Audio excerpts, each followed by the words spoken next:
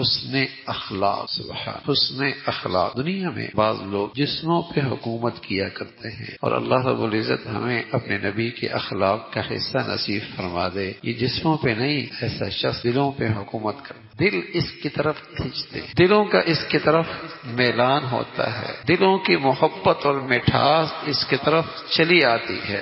حسن اخلاق سے دل مانوس ہوتے ہیں، دل قریب ہوتے ہیں، دلوں میں ایک دوسرے کے لیے کشش پیدا ہوتی ہے. حسن اخلاق اللہ ہمیں نصیب فرما دے. اچھا، آپ کا کوئی ملازم ہو اور ماتحت ہو، تنخواہ آپ سے لے، مزدوری آپ سے لے، کھانے پینے کے اخراجات آپ سے لے، خوشی کے موقع پہ تحفے ہدیے آپ سے لے، اور بتائیے آپ کا کام نہ کرے، آپ کی بات نہ مانے، آپ نے جو ذمہ داری ڈالی وہ پوری نہ کرے، آپ کہیں گے یہ بڑا بااخلاق آدمی. نمک حرام، بڑا احسان فراموش ہے، بڑا احسان فراموش ہے. ہم اتنا کچھ کرتے ہیں اور اس کی حرکت دیکھیں، کھاتا ادھر ہے، کام کسی اور کرتا ہے. تو میرے عزیزو، وہ آدمی کبھی با اخلاق نہیں ہو سکتا جو محسن حقیقی کی نعمتیں کھائے اور پھر اس محسن کی احسان فراموشی کرے. اس لیے کافر کبھی با اخلاق نہیں ہوتا، اس لیے کافر کبھی با اخلاق نہیں ہوتا، اس لیے مشرک کبھی با اخلاق نہیں ہو سکتا. جس محسن حقیقی نے پیدا کیا، نعمتیں دی اور اس کی احسان فراموشی کرے، کوئی با اخلاق ہو سکتا ہے؟ یہ پرلے درجے کا بد اخلاق، یہ تو پرلے درجے کا بد اخلاق آدمی ہے. حسن اخلاق کا مطلب یہ ہے اس محسن کی بھی احسان فراموشی نہ ہو اور اللہ کے بندوں کے ساتھ بھی ناانصافی اور زیادتی نہ ہو. یہ با اخلاق آدمی.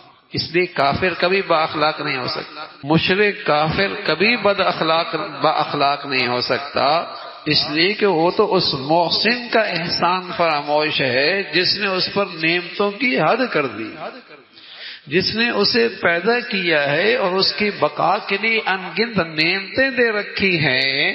اس کا نافرمان اور احسان فراموش ہے. اس کا اخلاق سے کیا تعلق؟ اس کا اخلاق سے کیا تعلق ہے؟ با اخلاق آدمی، حسن اخلاق جس پر ہمارے پیغمبر فائق تھے، انک لعلی خلق عظیم، آپ اخلاق کے سب سے اعلیٰ درجے پر. وہ کیا ہے کہ اس محسن حقیقی کی بھی احسان فراموشی نہیں، اس محسن حقیقی کی بھی احسان فراموشی نہیں، اور بندوں کی بھی حق تلفی نہیں، بندوں کی بھی حق تلفی نہیں، اور مخلوق خدا کے جو حقوق اور ذمہ داریاں اس کے سپرد ہیں ان میں بھی کوتاہی نہ کرے، اور اللہ کے بندوں کے لیے بھی موذی اور تکلیف کا باعث نہ بنے. یہ وہ اخلاق ہے. اس اخلاق کے بارے میں اللہ کے نبی نے یہ بتایا، کوئی شخص زندگی بھر تہجد میں گزار دے، کون کر سکتا؟ فرمایا کوئی زندگی بھر روزے سے ہر دن گزار دے، کون کر سکتا؟ اگر ہم 1 مہینے روزے رکھیں اور 1 مہینے رات بھر تہجد پڑھتے رہیں، بڑا بزرگ آدمی رات بھر تہجد پڑھتا ہے، دن بھر روزے رکھتا ہے، بڑا بزرگ. اللہ کے نبی فرمانا کہ ساری زندگی کوئی ایسا کر لے، ساری زندگی، جو مرتبہ اسے ملے گا اچھے اخلاق والا وہی کھڑا، اچھے اخلاق والا وہی کھڑا ہوگا. با اخلاق آدمی کی یہ قدر و قیمت ہے، اور اخلاق کی میزان کے ترازو میں یہ وزن ہے. پیارے رسول صلی اللہ علیہ وسلم فرمان لگے 2 عادتیں اور خصلتیں ایسی ہیں جو پشت پر بڑی ہلکی ہیں، میزان کے ترازو میں بہت بھاری ہیں.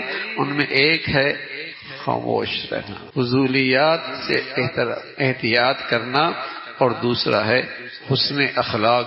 پھر اللہ کے نبی فرمانے لگے قسم اس پاک ذات کی. اللہ کے نبی کو قسم کھانے کی کیا ضرورت، لیکن آپ علیہ الصلوۃ والسلام اپنی امت کی شفقت میں، خیر خواہی میں کہنے لگے قسم اس ذات کی، قسم کھا کے کہنے لگے قسم اس ذات کی جس کے قبضے میں میری جان ہے.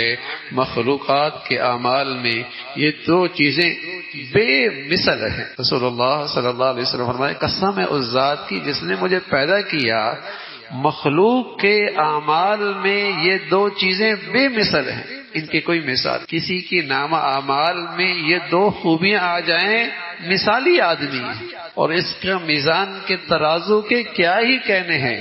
اس لیے رسول اللہ صلی اللہ علیہ وسلم فرمایا کرتے تھے اسقل شیء فی المیزان الخلق الحسن، میزان کے ترازو میں جو چیز سب سے بھاری ہے وہ اچھے اخلاق، میزان کے ترازو میں جو چیز سب سے بھاری ہے وہ اچھے اخلاق ہیں۔ اللہ ہمیں اخلاق کا صحیح مفہوم بھی ہر وقت ذہن میں رکھنے کی توفیق نصیب فرمائے اور عمل کی کرنا بھی ہم سب کے لیے آسان